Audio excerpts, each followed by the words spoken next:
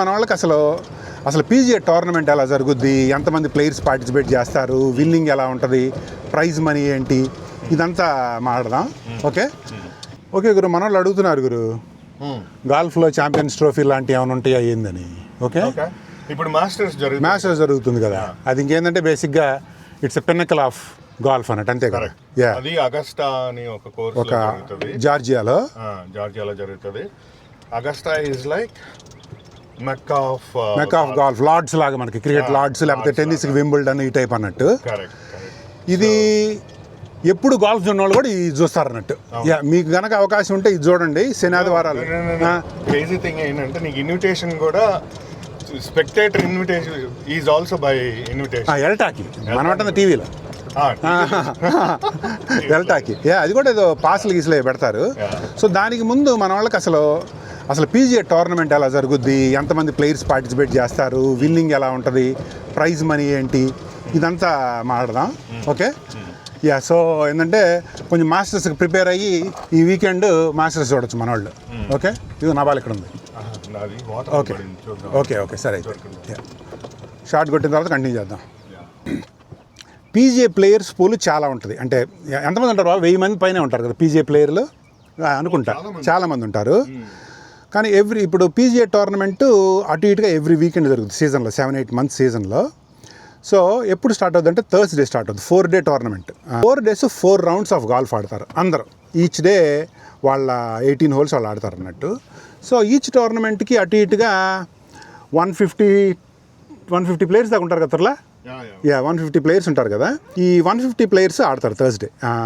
తెలుసు కదా, tea time ఒక వరుస మార్నింగ్ స్టార్ట్ అవుతుంటారు, 4 అలా స్టార్ట్ అవుతారు. సో ఆ రోజు స్కోర్ మొత్తం వచ్చింది కదా. సో నెక్స్ట్ సెకండ్ రోజు కూడా ఆడతారు అంతా 150 మెంబర్స్. ఈ 2 rounds స్కోరు కౌంట్ చేసి 2 కలిపి టాప్ ఐ థింక్ 60 or 70 సాటర్డేకి ఆడతారు. మిగతా వాళ్ళంతా ఇంటికి. దాన్ని మేకింగ్ ద కట్ అంటారు. Once you make the cut నీకు ఏదోగా డబ్బులు వస్తాయి అన్నట్టు, విల్ గెట్ మనీ, ఎంతో కొంత వస్తుంది. సో మేకింగ్ ద కట్ అనేది బిగ్ డీల్ అన్నట్టు. సో కట్ కనుక అవ్వకపోతే ఇంకేముండదు, గో హోమ్ అన్నట్టు, వెళ్ళిపోవటం ఇంటికి. సో ఈ మిగిలిన 70 ప్లేయర్స్ వాట్ ఎవర్ వాళ్ళు సాటర్డే సండే ఆడతారు. దాని గురించి నెక్స్ట్ మాట్లాడుకుందాం షార్ట్ కొట్టిన తర్వాత. మనోడు బాల్ వాటర్లో పడింది, ఎత్తుకుంటున్నాడు. సో ఈ కట్ అయ్యి ప్లేయర్స్ శనివారం ఆదివారం ఆడతారు కదా, వాళ్ళలో ఆడినప్పుడు ఇక 4 days తర్వాత ఎవరిది తక్కువ స్కోర్ ఉంటే వాళ్ళు విన్నర్ అన్నట్టు. ప్రైజ్ మనీ ఎలా ఉంటుందంటే ప్రతి టోర్నమెంట్కి పర్సన్ ఉంటుంది. ఇప్పుడు లెట్సే కొన్ని పెద్ద టోర్నమెంట్ అయితే $25 million పర్సన్ ఉంటుంది.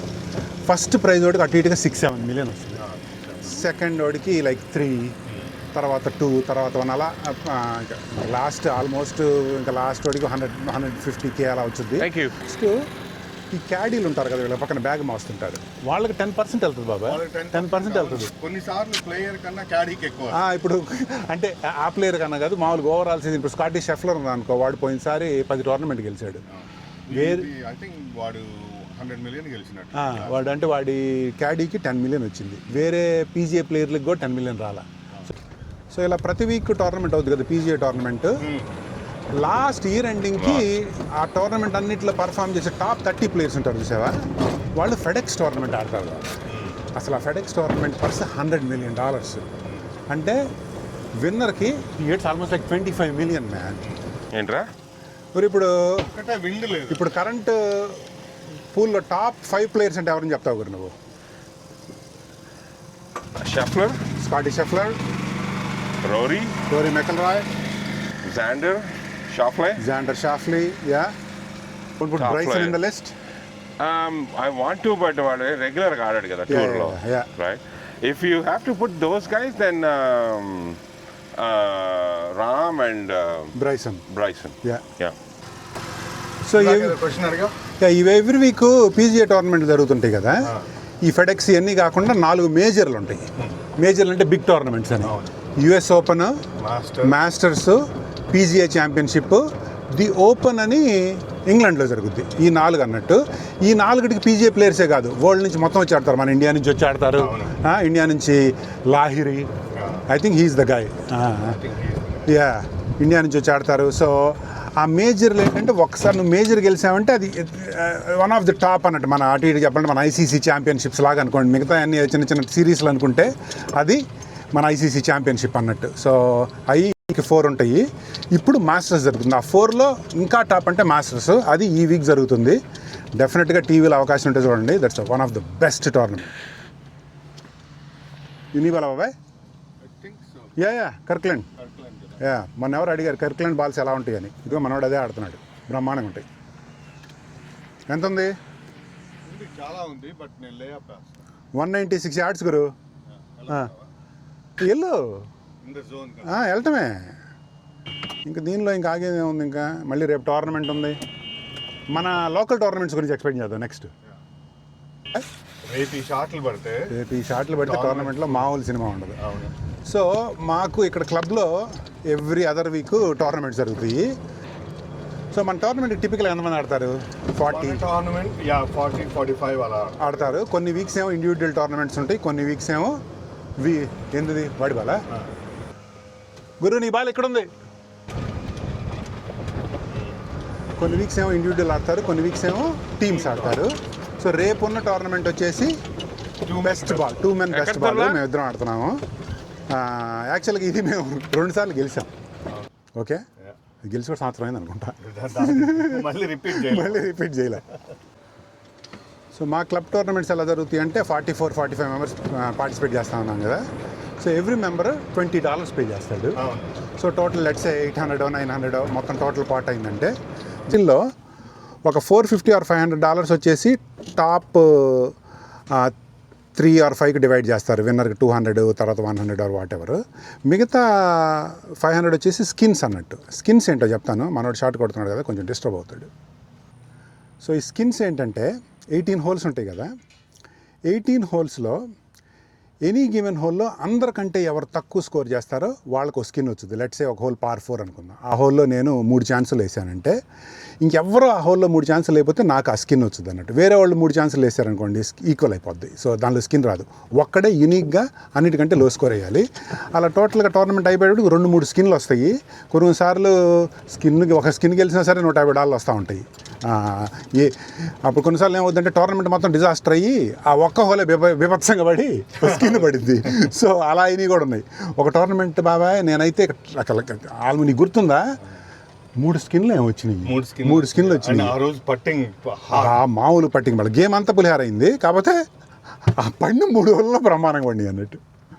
సో రేపు టోర్నమెంట్ ఫార్మాట్ ఏంటంటే బెస్ట్ బాల్ ఏంటంటే మేమిద్దరం ఎవరి బాల్ వాళ్ళు కొడతాము.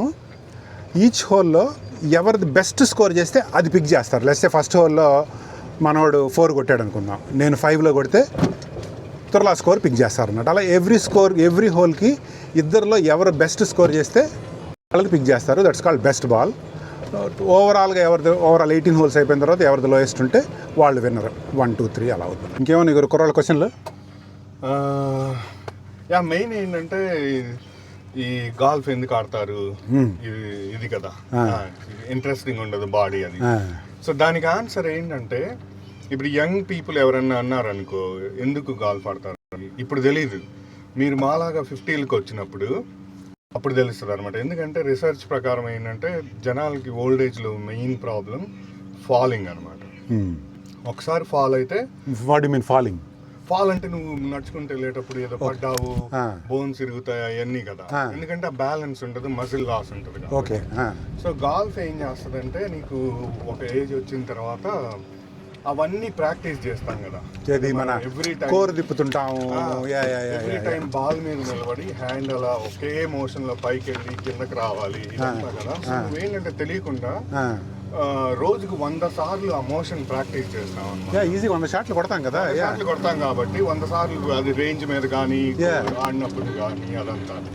సో దానివల్ల ఏమవుతుందంటే నీ బాడీకి ఆల్రెడీ ఎట్లా బ్యాలెన్స్ చేయాలి ఆ మూమెంట్కి అది అనేది ఓవర్ 50 నుంచి 70 దాకా ఆడేవాడి.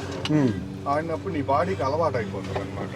సో నువ్వు పడాలని బాడీ ఆల్రెడీ ఆ మజిల్స్ అవన్నీ అడ్జస్ట్ అయిపోతాయి. ఎక్సలెంట్ పాయింట్ చెప్పావు గురు. అందుకనే త్వరలా ఫ్యాన్సీయర్ అని కొడుతున్నాడు. ఇట్లాంటి పాయింట్స్ పడతాయి అని గురు. ఓకే, ఒకసారి వీలవుతే నేను ఒక డాక్యుమెంట్ రాసా కదా. ఆ డాక్యుమెంట్ పబ్లిష్ చేస్తాను నేను యాక్చువల్గా. పబ్లిష్ చేస్తాను. యాక్చువల్ మనోడు గాల్ఫ్ ఎందుకు ఆడతా అని మొదలుపెట్టిన 2-3 మంత్స్కి ఒక డాక్యుమెంట్ రాశాడు. విపరీతంగా నచ్చింది. విపరీతంగా నచ్చి ఆ డాక్యుమెంట్ పబ్లిష్ చేస్తాను. గుడ్ పాయింట్ గురు. ఉండే ఉంటుంది ఈమెయిల్ ఎక్కడ. ఉంది. సో ఒక 50 వస్తే తెలుసుద్ది అంటావు. 50 వస్తే కానీ తెలియదు. రేపు టోర్నమెంట్ స్టార్ట్ చేయాలంటే మనం హడావిడి చేయకుండా ఇద్దరిలో ఒకళ్ళని భోగి చేయాలి. ఓకే. పార్లు గిల్లా అన్నీ వదిలేసి జస్ట్ భోగి మీద ఫోకస్ చేద్దాం. So will get pars. అంటే ఎవ్రీ బాల్ ఇన్ ప్లే అన్నట్టు చూసుకుంటే చాలు. హీరో షాట్స్ కొట్టకుండా అంతే. ఓకే. మనం ఆడేటప్పుడు కూడా కొంచెం ఎక్కువ మాట్లాడుకున్నాం. అవును. ఇది 2-man టీమ్ కాబట్టి కమ్యూనికేషన్ ఎక్కువ చేసుకుంటే ఎక్కువ సక్సెస్ ఉంటుంది అన్నట్టు. ఎవరి పాటికి ఆడ ఆడితే బిస్కెట్ అయ్యిద్ది. ఓకే గురు, సరే ఇది ఈరోజు కబుర్లు అయ్యా. ఓకే సరే, అయితే ఇవి ఈరోజు కబుర్లు. మళ్ళీ నెక్స్ట్ వీడియోలో కలుద్దాం. ఓకే.